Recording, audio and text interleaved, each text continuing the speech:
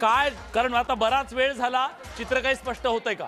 बिलकुल काटेकी टक्कर चालू आहे विलास. आणि मी जसं तुला मगाशी सांगितलं की आणखी अर्धा ते 1 तास आपल्याला थांबायला लागेल, कारण जो गैर मराठी पट्टा आहे, जिथे मराठीची टक्केवारी कमी आहे आणि हिंदी भाषिक जैन त्या पट्ट्यातल्या EVM अजून ओपन व्हायचे आहे, तिकडे मतमोजणीला अजून वेग यायचा आहे. आणि निवडणूक आयोगानं देखील सांगितलं होतं, परंतु मुंबईत काटेकी टक्कर चालू आहे. मंदार सर आपल्यासोबत आहे.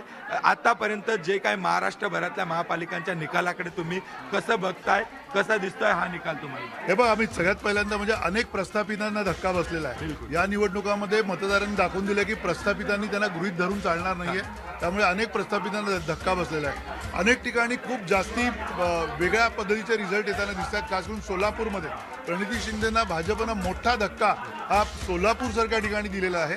त्याचबरोबर जसा रवींद्र वायकर जे खासदार आहेत, एकनाथ शिंदेंच्या सोबत आहेत, शिवसेनेमध्ये आहेत, त्यांना सुद्धा त्यांच्या मुलीला निवडून आणता आलेलं नाहीये. मुंबईमध्ये घराणेशाही नाकारतायत, घराणेशाही नाकारतायत असंही एक चित्र दिसतं. भारतीय श्रीकांत भारतीचे बंधू देखील पडले, त्यांचे सुद्धा बंधू जे आहेत पडलेत. आणि अमरावतीमध्ये पुन्हा नवनीत राणा आणि एकूण राणा यांचा जो काही पक्ष आहे तो त्याचा फटका भाजपाला तिकडे बसताना दिसतोय.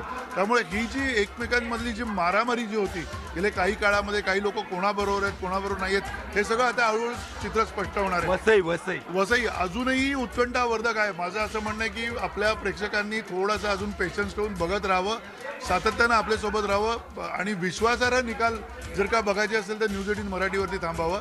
त्याचं कारण आहे की आपण अशी यंत्रणा उभी केलेली आहे, अशा पद्धतीने ही सगळी आपली न्यूजरूम जी आहे, वॉर रूम जी आहे ती काम करते की ज्यांच्याकडनं जे नंबर येतात ते अतिशय विश्वासार्ह पद्धतीने येतात.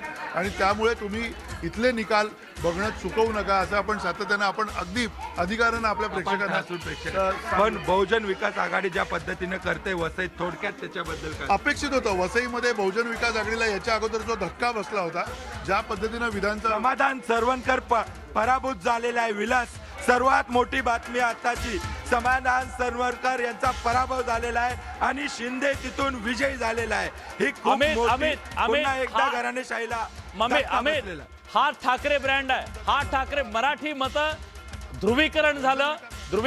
वसई विरार या बिलकुल सावध झाले होते. मतांचं ध्रुवीकरण इथं झालेलं दिसतंय सर आपल्याला. नक्की मतांचं ध्रुवीकरण झालेलं आहे आणि मराठीची जी एक लाट होती ती निश्चित दिसते. ती मुंबईच्या मराठी पट्ट्यामध्ये अधिक जास्ती अधोरेखित करतात. म्हणजे मुंबईमध्ये अमराठी बहुल जो इलाका आहे तो कधी उघडला जातोय त्याच्यावरती सुद्धा लक्ष असणार आहे. त्यात जिथे भाजपची सुद्धा खूप मोठी मदत अजूनही अवलंबून आहे. विलास, या सरवणकर निशिकांत शिंदे याला ज्या पद्धतीनं पाठिंबा मिळत होता आणि सरवणकर यांच्या प्रॉपर्टीचा देखील खूप मोठ्या प्रमाणात प्रचार करण्यात आला की वय इतकं कमी आणि 46 कोटीची प्रॉपर्टी कशी, आणि या सगळ्यांचा एकंदरीत फटका बसलेला दिसतोय. घराणेशाहीला नाकारणारा हा देखील एक निकाल आहे. विलास.